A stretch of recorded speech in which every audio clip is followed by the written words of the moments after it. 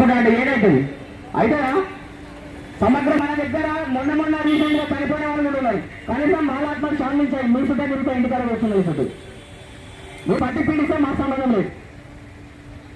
ఓకేనమ్మా, అందరూ ఆలోచించండి. ఎందుకంటే అవునా కాదా తెలంగాణ ఉంటుందని విశ్వాసమే జీవో రూపంలో వస్తేనే మనం బయటకు వెళ్దాం, లేకుంటే వెళ్ళదు. ఓకేనా? అందరికీ సమగ్ర శిక్ష ఉద్యోగులందరికీ ఉద్యమాన్ని మీకు ప్రత్యేక ధన్యవాదాలు. మీరు ఉండాల్సిందే ఫలితం